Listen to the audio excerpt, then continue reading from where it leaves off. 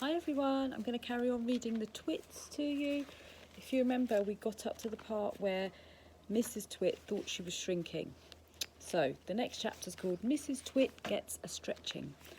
Mr. Twit led Mrs. Twit outdoors where he had everything ready for the great stretching. He had 100 balloons and lots of string. He had a gas cylinder for filling the balloons. He'd fixed an iron ring onto the ground. "Stand here," he said, pointing to the iron ring. He then tied Mrs. Twit's ankles to the iron ring. When that was done, he began filling the balloons with gas. Each balloon was on a long string, and when it was filled with gas, it pulled on its string, trying to go up and up. Mr. Twit tied the ends of the strings to the top half of Mrs. Twit's body. Some he tied round her neck, some under her arms, some to her wrists, and some even to her hair. Soon there were 50 coloured balloons floating in the air above Mrs. Twit's head. "Can you feel them stretching you?" asked Mr. Twit. I can, cried Mrs. Twit. "They're stretching me like mad." He put on another 10 balloons. The upward pull became very strong. So now he's trying to stretch Mrs. Twit because she thinks she's shrunk. But she hasn't really shrunk, it was just a walking stick. Mrs. Twit was quite helpless now. With her feet tied to the ground and her arms pulled upwards by the balloons, she was unable to move. She was a prisoner, and Mr. Twit had intended to go away and leave her like that for a couple of days and nights to teach her a lesson. In fact, he was just about to leave when Mrs. Twit opened her big mouth and said something silly. "Are you sure my feet are tied properly to the ground?" she gasped. "If those strings around my ankles break, it'll be goodbye for me." And that's what gave Mr. Twit his second nasty idea. What do you think he's going to do? "There's enough pull here to take me to the moon," Mrs. Twit cried out. "To take you to the moon?" exclaimed Mr. Twit. "What a ghastly thought. We wouldn't want anything like that to happen. Oh dear me, no." "We most certainly wouldn't," cried Mrs. Twit. "Put some more string around my ankles quickly. I want to feel absolutely safe." Look what he's done. Oh, let's see what happens. "Very well, my angel," said Mr. Twit, and with a ghoulish grin on his lips, he knelt down at her feet. He took a knife from his pocket, and with one quick slash, he cut through the strings holding Mrs. Twit's ankles to the iron ring. She went up like a rocket. "Help!" she screamed. "Save me!" But there was no one saving her now. In a few seconds, she was high up in the blue sky and climbing fast. Mr. Twit stood below looking up. "What a pretty sight," he said to himself. "How lovely all those balloons look in the sky, and what a marvellous bit of luck for me. At last the old hag is lost and gone forever."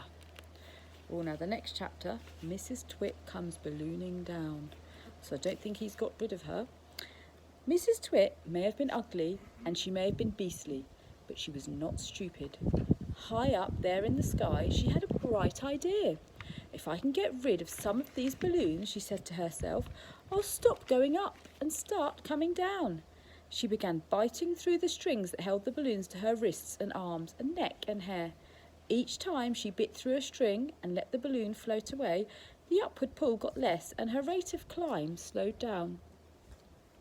When she'd bitten through 20 strings, she stopped going up altogether.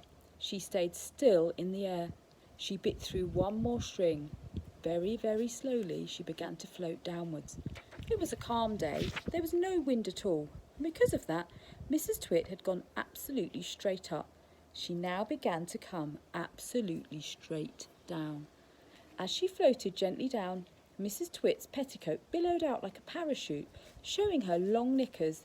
It was a grand sight on a glorious day, and thousands of birds came flying in from miles around to stare at this extraordinary old woman in the sky.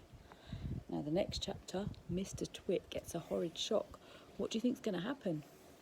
Mr. Twit, who thought he'd seen his ugly wife for the last time, was sitting in the garden celebrating with a mug of beer. Silently, Mrs. Twit came floating down. When she was about the height of the house, above Mr. Twit, she suddenly called out at the top of her voice, "Here I come, you grisly old grunion, you rotten old turnip, you filthy old frumpet." Mr. Twit jumped. There's Mr. Twit. Mr. Twit jumped as though he'd been stung by a giant wasp. He dropped his beer, he looked up, he gaped, he gasped, he gurgled. A few choking sounds came out of his mouth.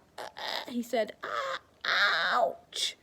I'll get you for this, shouted Mrs. Twit. She was floating down right on top of him. She was purple with rage and slashing the air with her long walking stick, which she'd somehow managed to hang on to all the time. I'll swish you to a swazzle, she shouted. I'll swoosh you to a swizzle. I'll gnash you to a nozzle. I'll nosh you to a nazzle. And before Mr. Twit had time to run away, this bundle of balloons and petticoats and fury landed right on top of him, lashing out with the stick and cracking him all over his body. Okay, I'll carry on soon with the next chapter.